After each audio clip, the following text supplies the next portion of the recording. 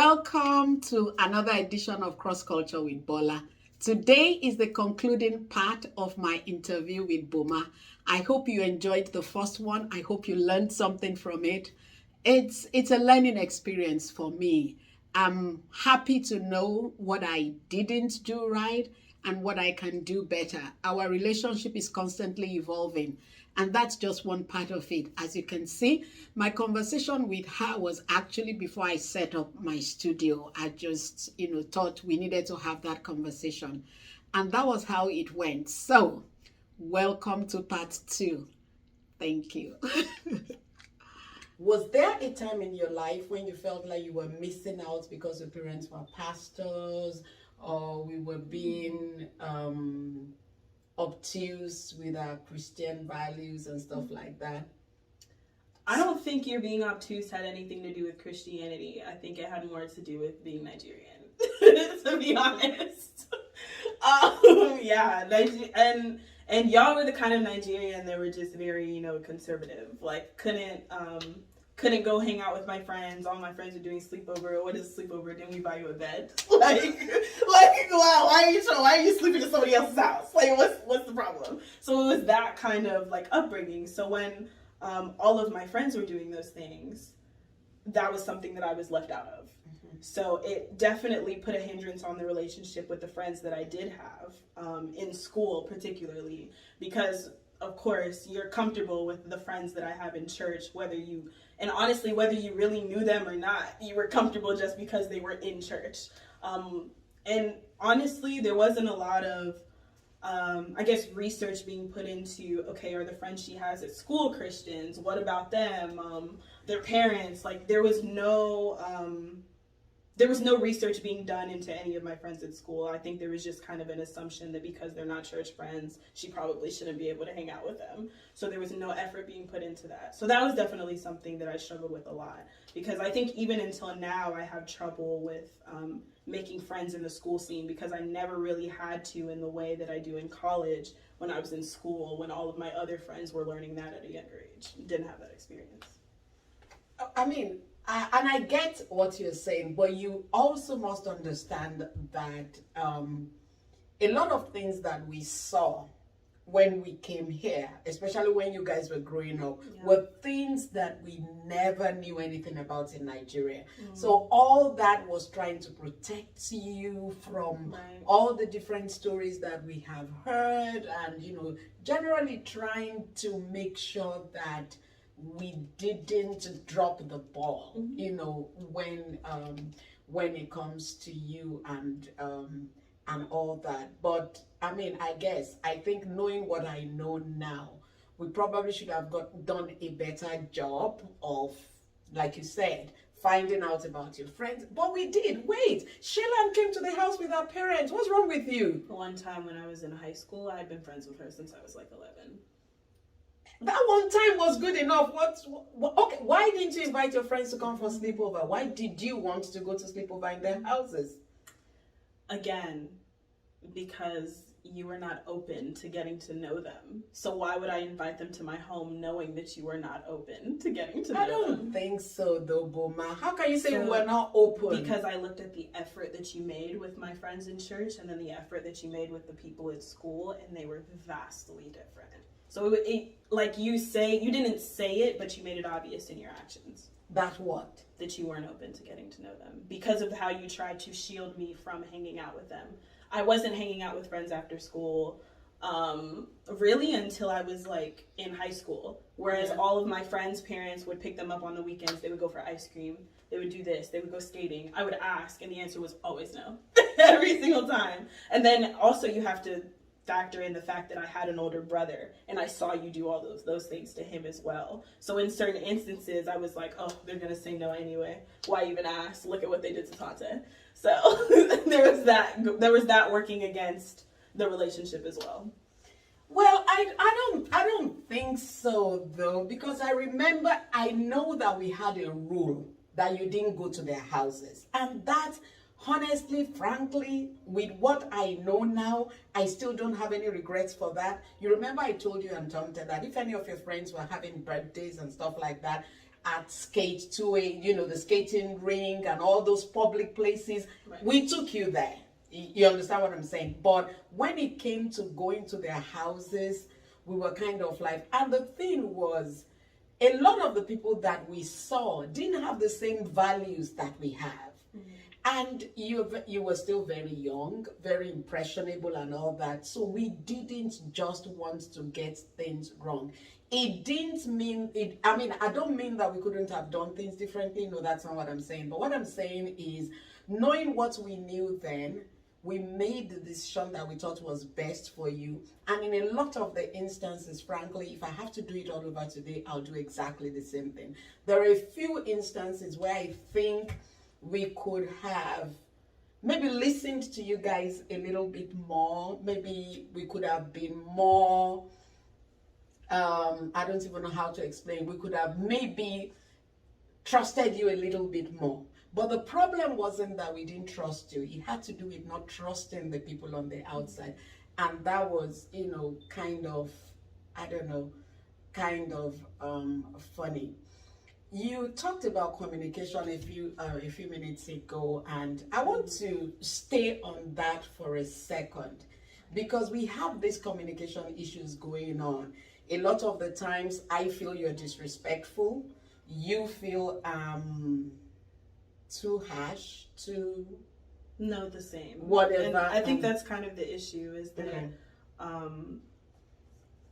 And I'm not saying this specifically for you, but there is this belief amongst immigrant parents that you don't need to respect your children. So there's very little respect in the parent-to-child relationship. Well, I don't even know what that means, because you said that you attended this meeting. Somebody said, treat your parents the way you want to be treated. A lot of the times I think you interject there. Yes. So one of the things she said, because I know you left the meeting early, one of the things she said after you left was actually about how parents need to respect their children, how children like to be respected. So learning how to respect your child is really important as well. Yeah, you see, I probably wouldn't use the word respect if I were her. I probably wouldn't use that word, because for us immigrant parents, for instance, we look at it, we basically break our backs to provide for you guys. Mm-hmm. And most of us, me especially, don't ask for, come clean my room, come wash my car, you understand? All we ask most of the time is clean up after yourself. Be responsible in the house. And usually it's when we don't get that, you understand? I still don't understand how you can live in the same house with your parents and not wake up first thing in the morning to ask yourself, what can I do for my parents? And then you are in the house, your parents are still doing things they do. Wow, how do you guys think about that though? That, you're in the house and your parents are still, and one other thing that I absolutely hate, and I do. Do you need help? Come on. Okay. What do you mean, do I need help? I don't need help. I need you to come do what you need to do. That's how we think. That's what we're saying. Mm-hmm. And you guys don't get it. We just don't think like that, How do you think though? So again, it's a communication thing. Okay. So, I guess I keep repeating the same thing, and I want to stop, but it's about realizing that your children are their own people with their own mindset and their own agency. Right? Get out of my house! If you were talking to anybody else, you wouldn't expect them to read your mind and say, oh, this is what I want done. So why do you expect that from your children? You want me to answer that question? No, because I'm not done. Okay. No. Okay. So in a situation where you want something done from your child, yeah. Of course, you want them to take the initiative. But if they're not, instead of getting angry, you could just communicate and have a conversation about it and say, hey, I've noticed that, I'm doing all of these things for you, but I really want you to do your part and contribute. It's as simple as a conversation. But instead of having that conversation, you get angry, you yell, you. Boma, you said yell again. That's very disrespectful, my friend. Hey, and look, but it could just be a simple conversation. And again, that starts with that vulnerability piece, right? Because no parent wants to come to their child like being vulnerable about the things that they need help with and the things that they need done. And I think that's why that, do you need help question is so touchy for so many parents. But let me tell you something. Conversation is important. No, we don't think like that though. You see, you are focused on how you think. You're not focused on how we think. You understand? How we think is that you living in the house for free. You see us, you grew up in this house. You know you know what we do. You know we wake up on Saturday morning, we clean the bathrooms, we clean everything and all that. Why do I have to tell you every Saturday though? And you see, what I keep saying again is, I yelled last Saturday. So why do you have to wait for me to yell this Saturday? Why don't you just take the initiative and do it? Because yelling is not a good motivator for most children. I will say yelling is not a good motivator. I'll say specifically for me, once you yell at me, I just resent the fact that you're yelling. That doesn't make me want to do anything better. Okay. It just makes me upset. Okay. So, you're yelling and, I'm just like, okay, she's yelling, she's going to yell. That's not going to change my behavior because I'm just focusing on the fact that you're yelling. Mm-hmm. The same way, like if we're having a conversation and I don't speak in the way you want me to speak, mm-hmm. all you're focused on is how I'm speaking to you, not what I'm saying. It's the exact same way for your children. See, see, I think another problem that we see in this is that, we don't see respect coming from you. And the interesting thing, you guys go on your job, whether they yell at you or not, even when you have horrible bosses, and I know you've had your share of that, whether they yell or they don't yell, you do what you are asked to do. Even in the military, you do what you are asked to do. I agree the relationship is not the same. I'm not, that is not lost on me at all. Mm-hmm. But what I'm saying is that you go all out there and you give out all the respect, and then you come in and it's like you don't even care what happens. I can't ever forget how many people have called me at different times. Boma came to their house, she cleaned this, she did dishes, she did that, she did that. And I'm looking and saying, I don't know the Boma that you're talking about, but I have to pretend. I have to pretend and say, oh yeah, thank you so much. And they're like, oh my God, you did a good job with Boma. She's such a nice girl. And I'm looking at them like, nice? What? That's me, bro. That's me. So why don't you do that in the house, young lady? Why not? Again, it has to do with how I'm treated, right? Nobody at anybody else's house is yelling at me. Never. But they never tell you to do it. You do it without them asking you. So why don't you just come home and do it without me asking or without me yelling? Why not? Again, totally different relationship. Totally different. So my relationship with you is the one that you can just do anything and that's fine? Not at all. And I think, again, it's a perspective thing. Because you say it like that, the relationship is something you can do anything and that's fine. But for you say anything and that should just be fine with me, Because like I said, when you're raising your voice, speaking loudly, that's something that you do to me, but you wouldn't do to other people, right?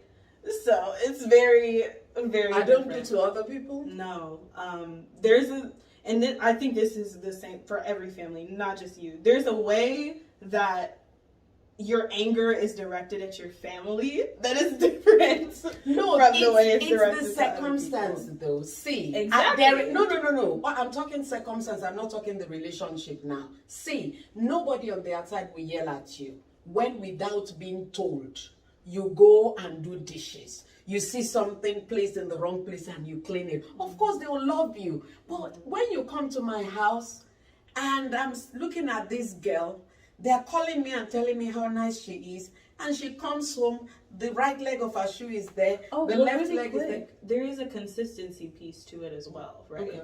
When I go to their house, I do it one time and then I go home. Right? That's it. That's totally it, right? But I come to your house, all of a sudden, this is It's no longer something I'm doing because, I'm trying to be nice or I'm trying to be helpful. At that point, it's a chore. Boma, you're not trying to be It's nice. a chore. Yes, it's your responsibility. Exactly. And that right there, that piece right there, that is another thing that is a generational difference, right? You see taking care of your children as a sacrifice that you're making, but a lot of your kids see you taking care of them as what you're supposed to do, as your responsibility. Your children are your responsibility. So you have to get to a place where, okay, the same way you want to be respected because you're taking care of your child, they see it as something you're supposed to do. Well, they're probably going to want to be respected for cleaning the bathroom or cleaning their room. But they don't clean it, Boma. They don't clean it. So well, where would the respect come from? In our house, we had things that we had to do in the house, right? So let's say you cleaned your room, but you didn't clean the bathroom, maybe. Then you're being yelled at for not cleaning the bathroom, even though you did clean your room. Why would you clean your room without cleaning the bathroom? When you could say, awesome, you cleaned your room, that's so wonderful. If you could, by the end of the day, make sure you tackle the bathroom, that's your responsibility around here. Finish. But instead, why is the bathroom clean? And it's communication. You could have tackled it completely differently. But I do not agree with you. I am not going to pretend like I do. Please be listening to me for your own children. Don't let them be traumatized like me. Don't let them be traumatized. Thank you. I do not agree with you, Boma. Okay. And we're going to have this conversation. But the last question I want to ask you, really, and I'm sure this one is totally unexpected. At your graduation, you graduated from college. Right. You were commissioned into the Air Force. Okay. I was expecting to see a gentleman that will be there and I'll be like, oh, okay, let me see this guy. Is he Oyibo? Is he Akata? Is he Naija? Is he Igbo? Is he Kalap? I didn't see anybody. What happened? Nothing happened.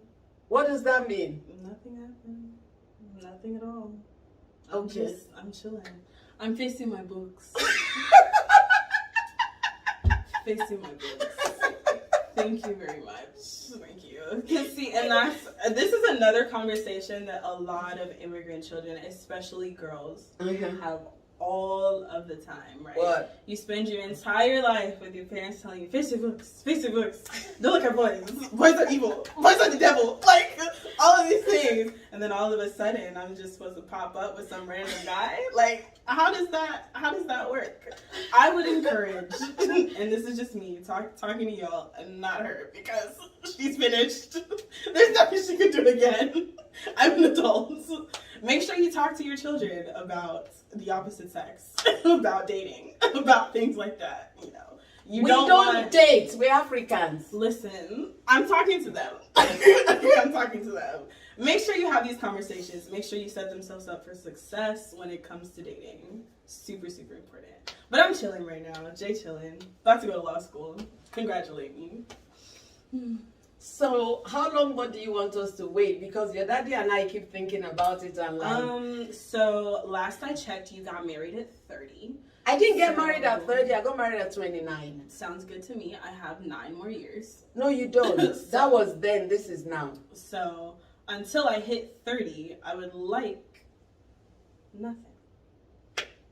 I bind that spirit in the name of the Lord Jesus Christ. Well, it's not, again, because you remember what we discussed about agency over my own body and being my own person? Yeah. You're not allowed to bind. I am binding in the name of Jesus. I am not waiting until you are 30. In the name of Jesus. So there's nothing you're waiting for.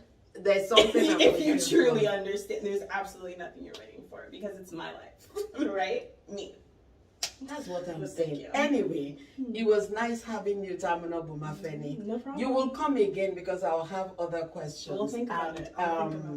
Before then, I am still on my knees and praying for this young man who fears the Lord, who is going to come and, be my second son. God will help us in Jesus' name. But frankly, I appreciate this conversation.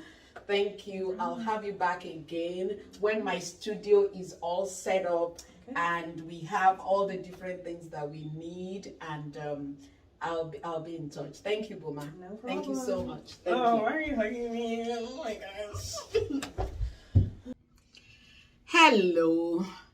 Now we're done. That's the concluding part of my conversation with Boma. It is what it is. We're a work in progress, just like most families I know. We're working on stuff. The conversation continues off camera. I am hoping that as we lay these things out in the open, that everybody can see that our families are constantly work in progress. We don't agree on everything. The cross-cultural intrusion into our families is quite challenging, but despite the challenges, we're making it work. God bless you. Thank you for subscribing to my channel. Thank you for liking this video. I look forward to seeing you next week. Bye.